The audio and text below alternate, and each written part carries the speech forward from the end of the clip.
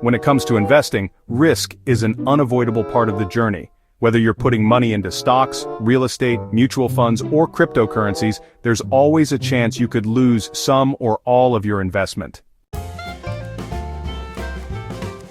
But smart investors don't shy away from risk. They learn how to manage it.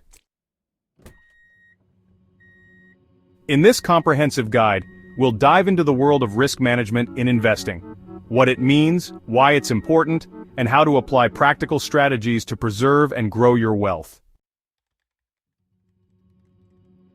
Risk management in investing refers to the process of identifying, analyzing, and mitigating the uncertainties that could lead to losses in your investment portfolio. It's about making informed decisions that balance potential rewards with potential risks. So, at its core, risk management helps investors avoid catastrophic losses, smooth out returns over time, align investments with their financial goals, and risk tolerance and, stay invested even during periods of market volatility. Understanding different types of risks is honestly crucial for managing them effectively. First up is market risk. Also known as systematic risk, this is basically the risk of losses due to movements in the overall market. Factors like economic downturns, interest rate hikes, and political events can, trigger market-wide declines. Credit risk, this arises when borrowers like bond issuers, for example, fail to meet their obligations. It's actually a key concern in bond investing. Liquidity risk is the risk that an investor won't be able to sell an asset quickly without affecting its price. It's something you definitely want to keep in mind. Inflation risk is the danger that rising prices will erode the purchasing power of your money. It's a real challenge for long-term investors. Currency risk is really important when we're talking about international investments. Basically, this means you could face losses if exchange rates move against you. It's something investors need to keep in mind, especially when they're looking at opportunities in different countries. Now let's talk about interest rate risk. This is the risk that changes in interest rates can affect the value of your fixed income investments. Usually, when interest rates go up, the prices of bonds tend to go down. So it's definitely something to watch out for if you're investing in bonds. Concentration risk happens when you hold too much of a single investment or asset class. This really increases your exposure to negative events that could impact that specific area. It's a good reminder to diversify your investments, so you're not putting all your eggs in one basket. Without proper risk management, even the best investment strategy can lead to failure. Preservation of capital, especially for retirees or conservative investors, protecting the principal is crucial. Minimizing emotional decisions. When a portfolio is managed with risk in mind, investors are, less likely to panic sell during downturns. Compounding returns, are really powerful. Avoiding large losses helps ensure consistent growth, allowing compound interest to work more effectively over time. Long-term success in investing is all about risk management. It aligns your investments with your life goals, timelines, and personal risk tolerance, making sure you have a sustainable strategy in place.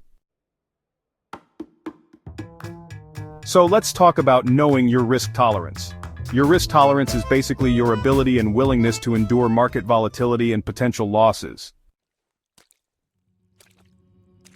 So it really depends on several factors. These include your age, your income and financial stability, your investment goals, your time horizon, and even your personality and emotional resilience. Here's a tip. You might want to take a risk assessment quiz or work with a financial advisor to help determine your comfort level. Next up is diversification. Diversification basically means spreading your investments across different asset classes like stocks, bonds, real estate, and so on, as well as across different sectors such as technology or healthcare, and even across various geographic regions. This strategy helps reduce unsystematic risk, which is the risk specific to a single company or industry. And while diversification can't eliminate all risk, it can definitely minimize the impact of any one poor-performing investment. Asset allocation is the process of dividing your portfolio among different asset categories based on your risk tolerance and investment goals. For example, an aggressive portfolio might have 80% in stocks, 15% in bonds, and 5% in cash. On the other hand, a conservative portfolio could have 30% in stocks, 60% in bonds, and 10% in cash. Rebalancing periodically, ensures your allocation remains aligned with your strategy. Okay, so let's talk about stop-loss orders. A stop-loss order automatically sells an investment when it drops to a certain price, helping limit losses and protect your capital. This is especially useful for managing risk in, volatile markets. Next up, hedging strategies. Hedging involves using financial instruments like options, futures, or inverse ETFs to reduce potential losses. While this is definitely more advanced, it's actually pretty common among institutional investors and traders. And finally, let's discuss the importance of an emergency fund. Before investing, make sure you have an emergency fund. Typically 3 to 6 months worth of expenses. This safety net helps prevent you from having to sell your investments in a downturn just to cover unexpected costs. Emotions often sabotage rational investment decisions. Fear and panic selling during market downturns. Fear can lead to irrational selling, which locks in losses and honestly causes you to miss the recovery. Greed and overconfidence. Chasing high returns or believing you can time the market often leads to poor decisions and losses. Herd mentality, is when you follow the crowd, like with meme stocks or crypto hypes. This can honestly expose you to higher than intended risk. Recency bias is when you base your decisions on recent market performance instead of fundamentals or a long-term strategy. That can really distort your judgment. So the solution here is to stick to your plan, review your goals regularly, and avoid making decisions in the heat of the moment. Alright, let's dive into some real-world examples of risk management. Case Study 1. The 2008 financial crisis. Investors who were heavily concentrated in U.S. financial stocks saw massive losses. On the other hand, those who had diversified globally or kept bonds in their portfolio, they experienced a lot less damage. Case Study 2, the COVID-19 market crash. Markets dropped over 30% in early 2020. Investors with stop-loss orders, diversified portfolios, and emergency funds were definitely better positioned to recover quickly. Case Study 3, the tech bubble of 2000. Many investors, lost fortunes by betting solely on tech startups.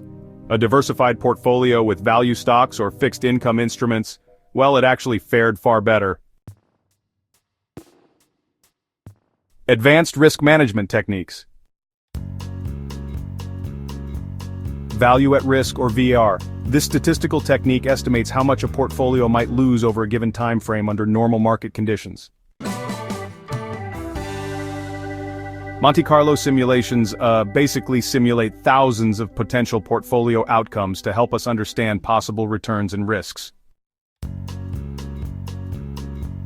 The Sharpe ratio measures risk-adjusted return. So a higher Sharpe ratio actually indicates better returns for each unit of risk you take on.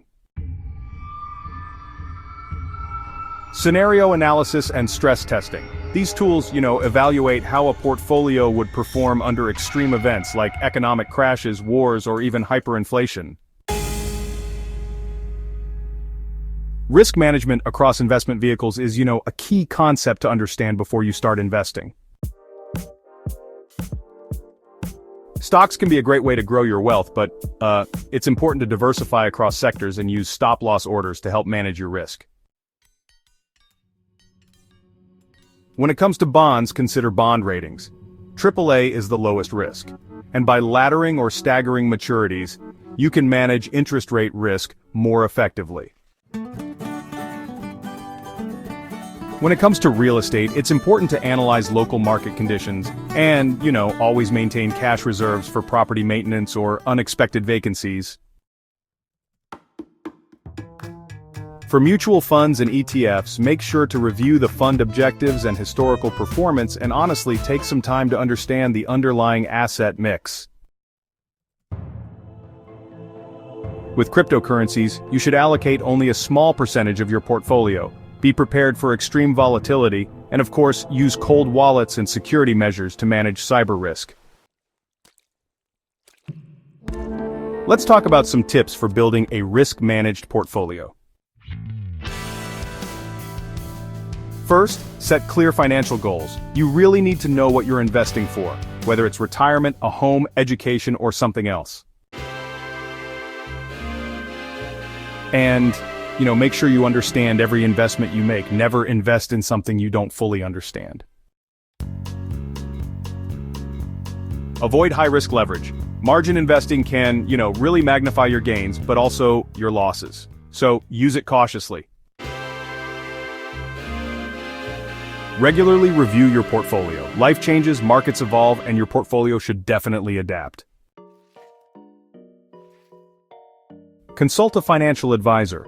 Especially when you have complex portfolios or unique needs, professional advice can really help. Risk is the price we pay for the opportunity to grow our wealth. But unmanaged risk can destroy everything you've built. By understanding the types of risks, employing key strategies like diversification and asset allocation, and avoiding emotional traps, you can build a resilient investment portfolio. Investing isn't just about making money, it's about keeping it and letting it grow. Risk management is the shield that protects your financial future. Are you ready to take control of your investment risk? Start by evaluating your current portfolio and applying these risk management principles today. Your future self will thank you. Don't forget to like, share, and subscribe for more financial tips, news,